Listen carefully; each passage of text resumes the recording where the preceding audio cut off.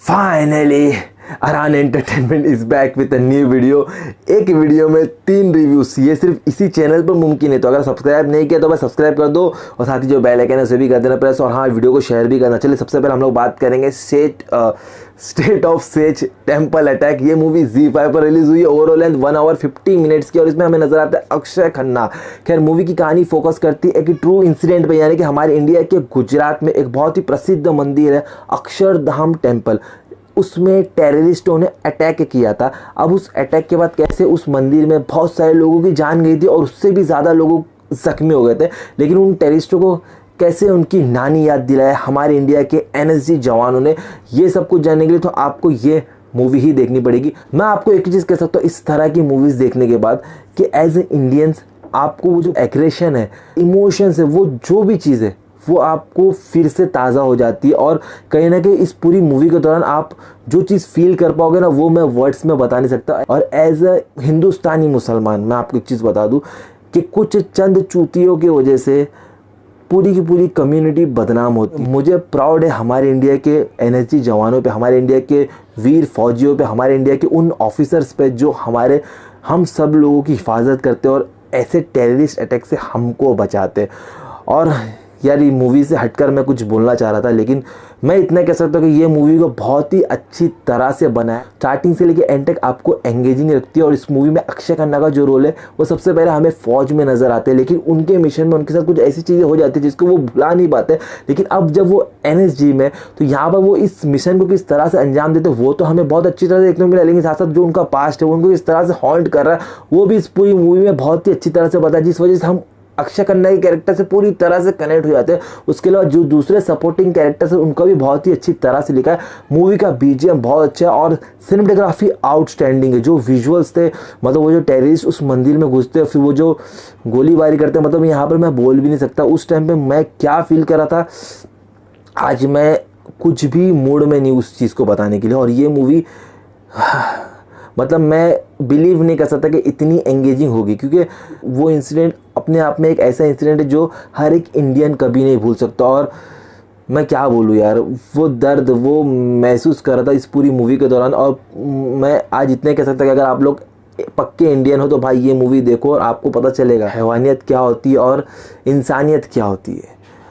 बाकी सभी एक्टर्स ने अपने हिस्से के रोल को बहुत अच्छी तरह से किया है और अक्षय खन्ना फिर से एक बार दिखा दे कि यार बहुत ही गजब के एक्टर है। उनको अच्छी स्क्रिप्ट मिले तो कमाल कर सकते हैं और वही चीज़ उन्होंने यहाँ पर करके दिखाई है। डायरेक्शन बहुत अच्छा लगा। Overall it's a watchable movie. मैं इस पर्टिकुलर मूवी को रेटिंग दूंगा 10 आउट ऑफ 10। खैर अब हम लोग बात करेंगे फियर स्ट्रीट पार्ट 2 1978 जो कि नेटफ्लिक्स पर रिलीज हुए। ये मूवी आपको हिंदी में देखने को मिल जाती है। मूवी की ओवरऑल लेंथ ऑलमोस्ट करीब 2 घंटे, यानी कि ऑलमोस्ट 2 घंटे की भी नहीं है।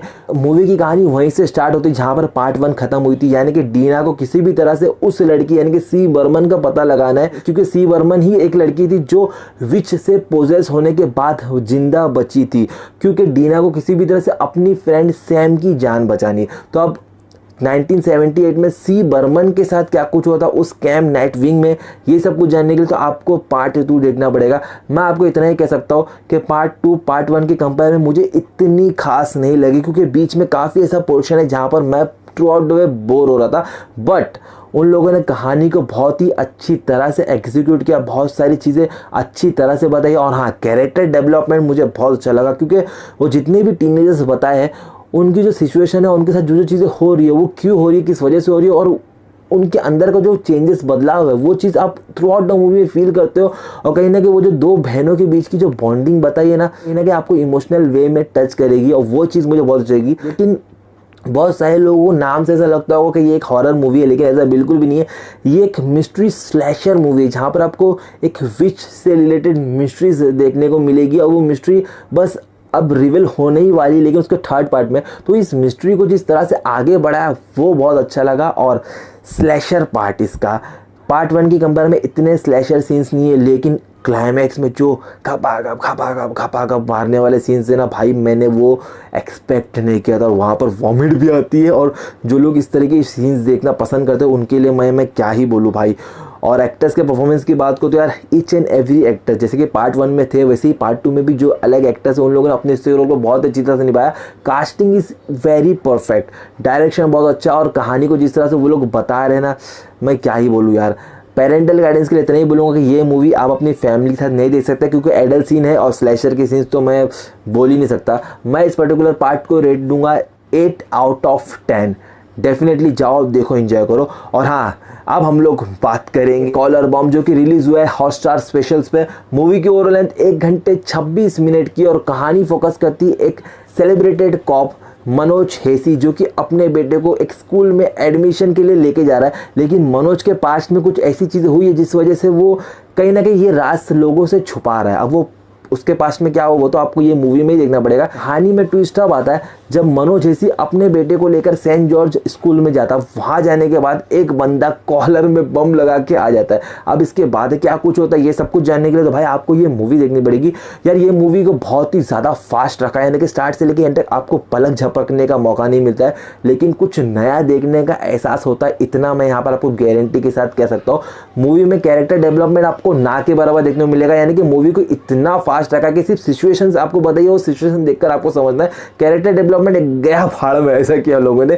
खैर उसके अलावा मूवी में जिस तरीके से क्राइम्स बताए हैं वो काफ़ी यूनिक लगे, काफ़ी हटके लगे, जो मुझे बहुत मज़ा आ रहा था यार। वैसे इस मूवी के थ्रू जो एक मैसेज देने की कोशिश की वो मैसेज मुझे बहुत अच्छा लगा। अब वो मैसेज यहाँ पर मैं आपको बता दूंगा तो फिर आप पूरी तरह से मूवी को प्रेडिक्ट कर लोगे। हालांकि ऑब्वियसली ये मूवी प्रेडिक्टेबल है, लेकिन फिर भी वो मैसेज बताने के बाद तो आप पूरी तरह से प्रेडिक्ट कर लोगे, इसलिए वो मैसेज मैं आपके ऊपर ही छोड़ता हूँ। और मूवी में अगर एक्टर्स के परफॉर्मेंस की बात करो तो यार जिमी शेरगिल को फिर से एक अलग रोल में देखकर बहुत ही मजा आया। और उसके अलावा आशा नेगी ने भी अपने परफॉर्मेंस से काफ़ी कुछ अलग करने की कोशिश की, जो मुझे बहुत अच्छा लगा।